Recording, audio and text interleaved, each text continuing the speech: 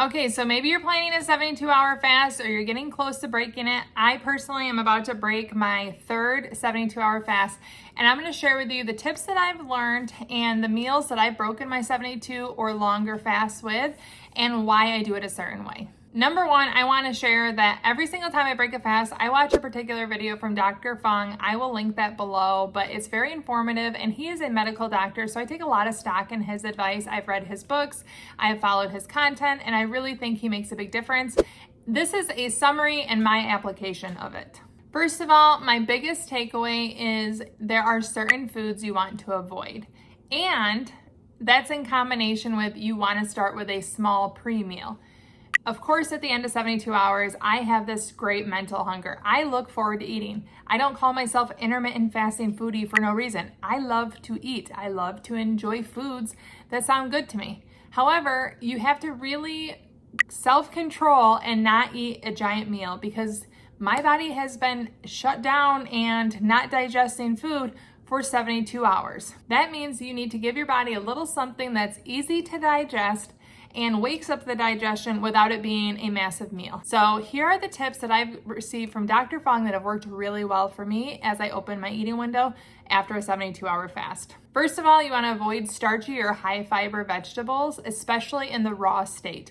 You want to eat vegetables that are cooked, and if they're low fiber or low starch, it's going to be easier to digest, and the cooking helps with the digestion as well. 2, he mentions fish and beef. So this particular day, I am using beef. In the past, I haven't used meat. He specifically mentions that avocado is easy to digest and is a good option, or water with chia seeds in it. So those are the things he specifically calls out. Beef, fish, non-starchy cooked vegetables, water with chia seeds, and avocado.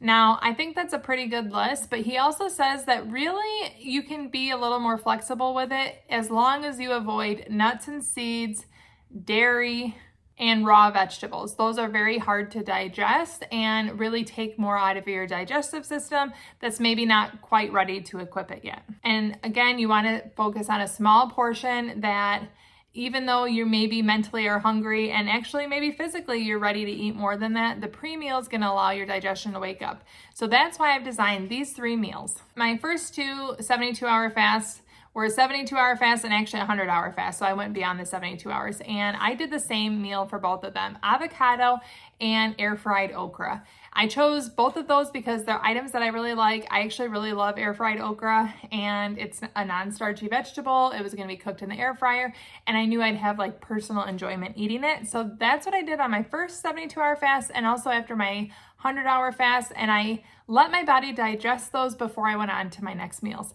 Now, the follow-on meals were nothing special. I didn't have any sort of dietary restrictions on my mind when I ate the following meals. I don't even remember what they are, to be honest.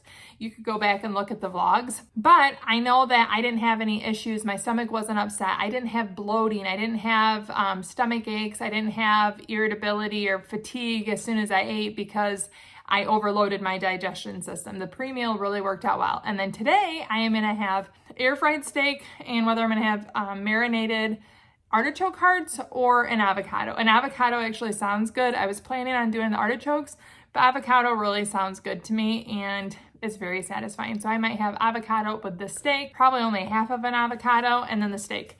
Who knows? Maybe the steak will be enough. I don't know. Another thing that I always consider is I make sure once I open my eating window that I keep it open for at least 6 hours. Now, this is a principle that I got from Fast, Feast, Repeat, and it's very important to me after a 72-hour fast that I have a proper refeeding, a proper up day, and as Jen outlines and what I follow, that's a minimum of 6 hours and 2 meals. So I will be having my pre-meal, I will be having my actual full meal, and then I will have snacks and a dessert later.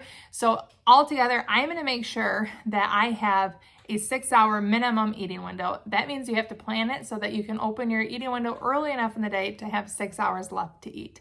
I do think it's really important. Your body hasn't eaten for a long time, and if you only feed it a little bit, the idea is it might think only a little bit is available and it might go into starvation mode.